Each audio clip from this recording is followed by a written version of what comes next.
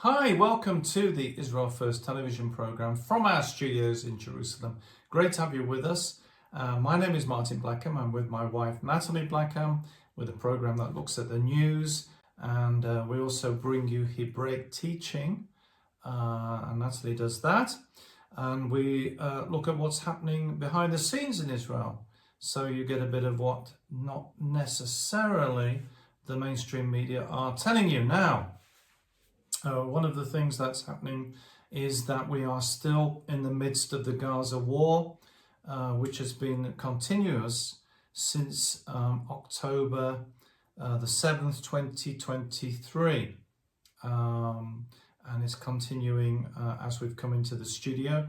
There have been mentions of a ceasefire, but nothing has been concrete, and there hasn't been any sign of the end of the war. Because of this, we have had missile attacks from Yemen, and because of that, one of them was against the Ben Gurion airport, and because of that, Lufthansa have announced further suspension of Israel flights. And just as a mention of caution to you, our friends from the nations, if you do travel to Israel, please do note that the planes can be cancelled, so do take care which airline you go with. If you go with an Israeli airline, even if it's from Europe to here, it does help because they usually are not cancelled. Lufthansa have said passengers already holding tickets could cancel their reservations at no cost and order new tickets, so that's good. Last month, British Airways cancelled all flights to Israel until July 31st, the end of July 2025. Ryanair has cancelled all their flights until June the 11th, 2025. And EasyJet will not resume flights to Israel until July 1st, 2025. Air Canada has cancelled all flights to Israel until September. Lufthansa is considered a major and influential player in the industry and serves as a barometer for the state of foreign airline operations in Israel. When it chooses to avoid operations in the region, other airlines, especially smaller and more cautious ones, tend to follow suit. In recent days, efforts have been made by the Civil Aviation Authority to bring the Lufthansa group back to Israel, and tours of representatives from Swiss Air were conducted at Swiss Air as part of Lufthansa Group at Ben Gurion Airport to demonstrate the airport's air defence systems. The tour did not achieve its goal though, and Lufthansa Group has officially announced another extension, which these can, as well as the war, these can go on indefinitely as well, the suspension of services to Israel. Israelis, I should say, are feeling again isolated and grappling with the prospect of sky-high air travel costs. Of course, it means that first of all, there's a limited supply of aircraft, of airlines, and so ticket prices go up. Airlines put the price of tickets up as they become rarer. We're facing a situation where a missile that fell at Ben Gurion Airport could have just as easily fallen to the left or to the right and hit an aircraft or the terminal, and could have had a catastrophic effect.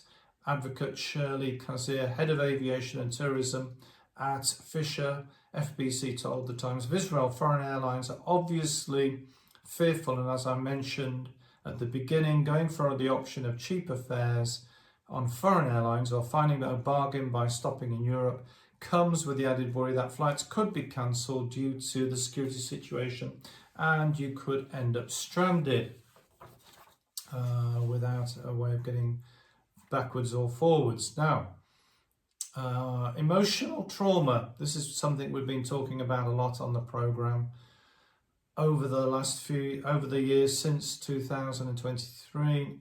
How are Israel's children coping? A very good question. Educational psychologist and former long-time school principal Dr. Zvi Golan says, since October the 7th, 2023, many children, especially younger ones, are suffering from emotional trauma. She advises parents to read stories to their children. Many books have been written and published since the outbreak of the war that can help children understand that they are not alone. I'm not quite sure what she means by that or the book she's referring to, but there you are. Living on a moshav near Ashkelon, Golan has not only been exposed to the intense stress of the Israel-Hamas war up close, but also continual missile attacks from Hamas terrorists in the south for decades. That's true. We were in Sderot many years ago reporting on the missile attacks from Gaza. 6, 7. Yeah, and when we were there, which is almost 20 years. Yeah, and when we were there, we went to the Sderot police station, and they had a collection of missiles that they had stored there from Gaza for journalists to see. Yeah, now, big collection. Right. Not just one or two. Right. And when you go there, you never knew if the alarm was going to go off. Now, this lady treats children and families affected by war, and even those who have been held hostage. I've been in the teaching. She says, I've been in the teaching profession for over 30 years, and the cases I've encountered in this war have managed to surprise me. She says many children have been severely affected by the war, not only from the south but also from the centre of the country, and we don't know how long the situation will last. And we can testify to that. We can, in our own family, the children are affected, the grandchildren, by the alarms going off, the sirens going off.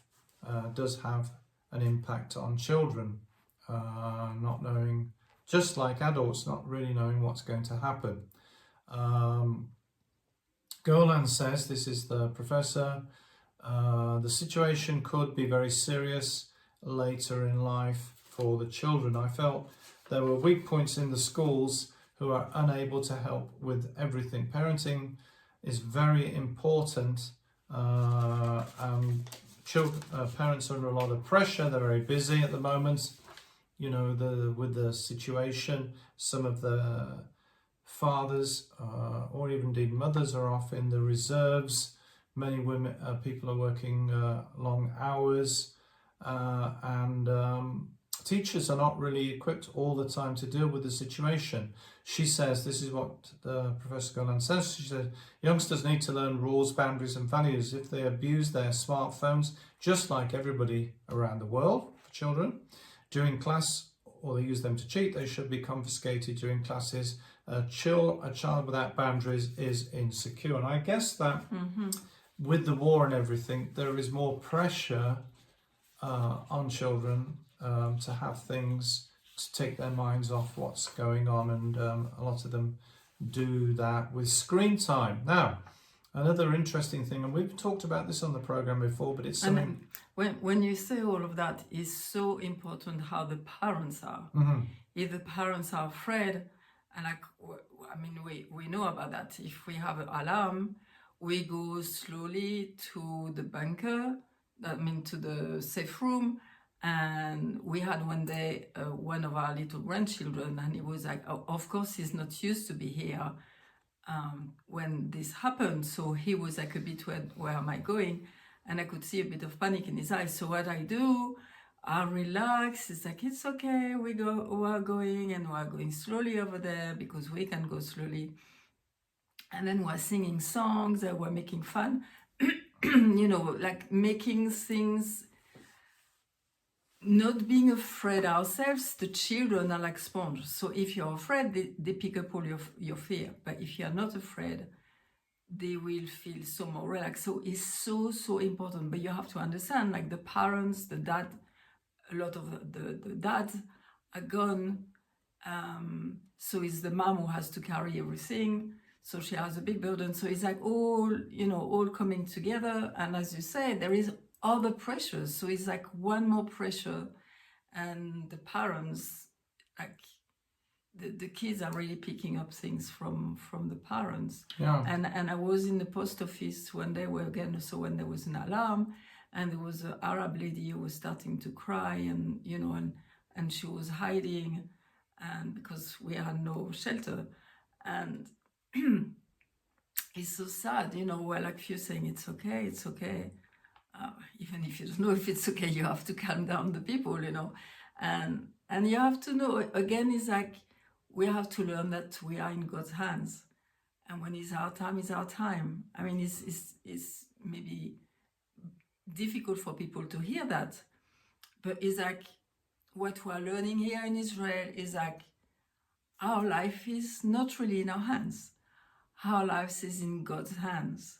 And we have ways to have faith and run into his arms and run into being secure under his wings, whatever happens all around. So we need to give that to our children and grandchildren, because it's the way how it is right now. It's the reality. And it's a coping mechanism to deal with different issues. People have different coping mechanisms and to deal with the situation, with the alarms and the safe places. And one of the things that you do need to be careful about is not to get injured trying to run to a bomb shelter. There is a protocol called staying in place, and if the area where you are is secure, then it's better to stay in where you are rather than try to run to a bomb shelter where you could possibly fall over and be injured. And many of the injuries that have been put by Magen David Adam in the news have been due to people trying to run to a bomb shelter and falling over, or falling and stressing themselves by trying to get to a bomb shelter. So sometimes staying in place is recommended as well. It all depends on the circumstances, but the main thing is to make sure that you're okay. And the same when you're driving a car, you need to be careful of other cars. Some of them will panic and speed up or slow down. You've got to be very careful and be very aware of other people in that kind of a situation, because it's very unpredictable.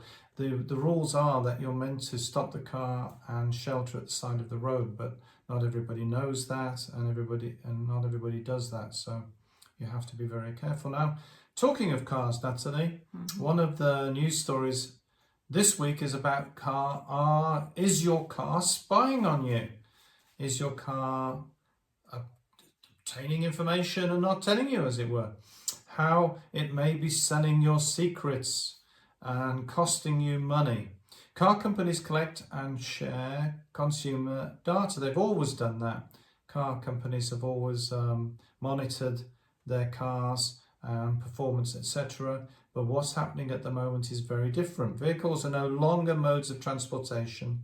They are sophisticated data collection hubs equipped with comprehensive computers and sensors. And if you buy a new car, they're even more connected. Even old cars have GPS. They connect to the internet. Not quite sure how they do that, but anyway, they do. Because of that, they're able to transmit information. And even if they don't connect to the internet, guess what? When you go to the garage for your service, it connects to the garage at the service. So the garage will be able to obtain all the information, which again is worth a lot of money. They track everything from your location to driver behavior, Nathalie. They record everything. Facial expressions in some cars. The volume of data collected by your car is staggering. A single car can collect up to 25 gigabytes of data per hour, more space than a 2-hour film shot in 4K. 4K is a very high quality film production. Might occupy on your computer. Connected cars, i.e. connected to a network on the internet, represent a seismic shift in automotive technology. So this is, when you speak about that, it reminds me always now, because I'm trying to think in the future, they are collecting all this information to be able to have AI, because AI doesn't create anything. AI is just collecting all the information and then put it back into, to be used. So when you say all of that is exactly, they are collecting all as much as information as possible right now. Right. And it's a massive data collecting operation, as Natalie was saying, for AI and also for computers and everything. We've talked about the huge shift in Israel with Nimbus, the computer system where you do everything online for government forms, etc. And it's all part of that, really. So this is something we're keeping an eye on, both artificial intelligence and, of course, cars spying on you now, Natalie. Yeah, so it will be connected also with your insurance, right? I'm sure. Yes, it is, because the insurance companies, of course, are very interested in the data collected by the car companies from the cars, and people have noticed their premiums going up. Natalie, their premiums have increased for no reason other than the car has been transmitting information to being collected, and then the insurance companies using that to assess risk, the risk being how a driver behaves. Now, Natalie, you have some things to share with us this week. Yes, I was thinking, I wanted to speak about Lashon Hara, which is like, we need to watch out what we say with our tongue. I think I will do that another time, because I had something even more precious that I wanted to share with you, and is about the commandments, because we had Shavuot. Shavuot is Pentecost, and the Feast of Pentecost. And for the Jewish people, it was the time of the Torah was given, and for the Christians is when the Holy Spirit was given in Jerusalem to the believers. So it's connected together. So I wanted to speak about the 10 Commandments, because it's like just so amazing, which is, and I want to give you some little trick to remember, because the 10 Commandments are very important. First of all, commandments, they are not called commandments, they are the 10 saying, the 10 words of God, very important words for us. Now, why does he give that? For us to obey and be fearful of him, like be afraid, I would say, more of him? Or is it for us to live the right way and know what is the best way of living? Okay, Torah, the teaching that God is giving us, is not for him, it's for us. It's for the benefit of knowing how to live well. And I think it's very important that we see that, because sometimes think that is the negative way, and God is like ready to fight with you if you don't do it and all of that. It's not that at all. He loves us so much. And because he loves us so much, he wants to give us the right way how to live. So 10 commandments, we have two hands, 5 on one side and 5 on the other side. 5 on one hand is about us and God, our relationship with him, and how to realize that he's our creator, he's our father, he's the one who has the first place in our life. And then the 5 other commandments is us with our fellow people, fellow friends, fellow society, and how to behave in a society. Okay, so the first first 4 is directly with God, and the number 5 is honor your parents, honor your father, and honor your mother, with a promise, so your life will be lengthened. Okay, so why is it put on the side of God? Because it's part society, the basic cell of society is a family. But why is it put already on why is it put on the side of God? It's because when we are created by parents, is the father, the mother, and God. Because if you think, they are co-creators, they've been created themselves by the parents, who've been created themselves by the parents, and you go all the way down, and we arrive to Noah, and we go to Adam and Eve. So what was it? We were created by God. And so it's the first thing that is still on the side God is part of us being born, okay? So when we honor our parents, we honor God. And so it's very important to know that.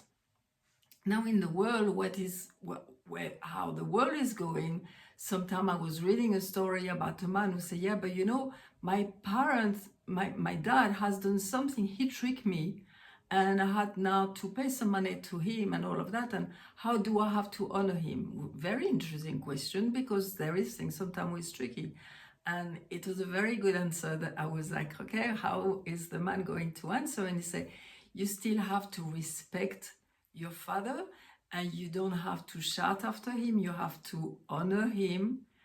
But if you have really trouble, monetary trouble or things like that, you go to see a lawyer, and it's the lawyer who will sort out the things because he tricked you.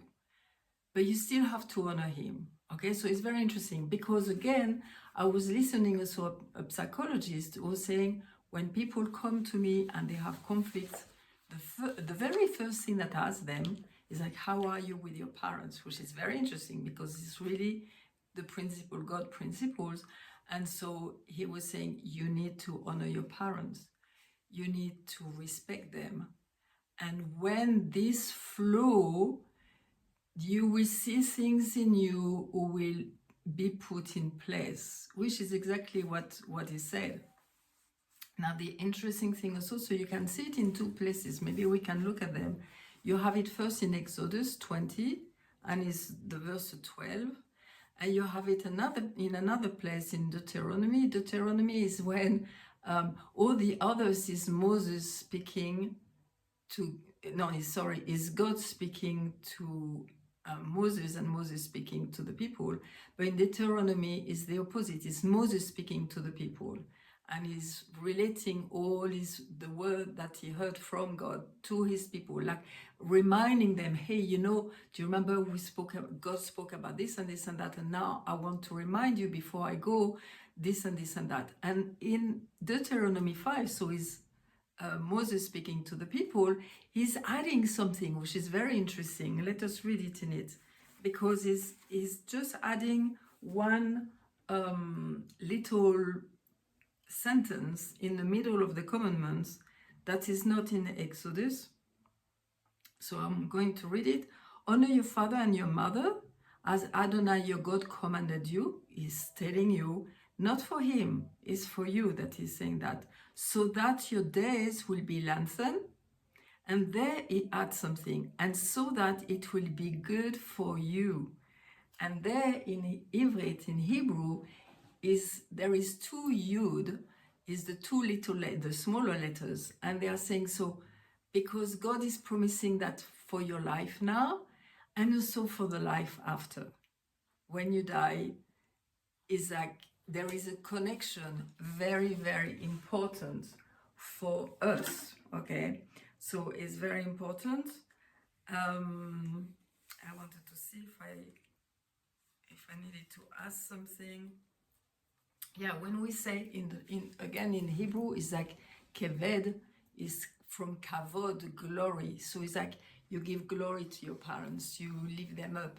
You can't say bad things to them, or you can't say bad things about them, because again, which is again lashon hara, is what you have to say some good things, because you are building things with your words. So if you say something bad to somebody about your parents, you are damaging the person who can hear it, you damage what you are saying about your parents, and is flowing back on you too. So we need to be very careful with our lips. But everything is given. God is giving us that for us to live well, for life to flow in our lives, in as much as it can go. Well, thank you so much for joining us today. It's been great to have your company. We really appreciate that. Don't forget to visit the website, www.israelfirst.org. There's a lot of information there. Thank you so much to everybody who's financially supporting us. We appreciate that. If you're not doing that, we need your help, and you can get in touch with us, or you can visit the website and there's a donate page. Please help us, because it's because of your support that we're able to get the message about Israel, to bring news, to bring Hebraic teaching to the nations. And we very much appreciate, as I said before, everybody who's supporting us. Thank you so much. And you've been very faithful over the years. Thank you so much to everybody.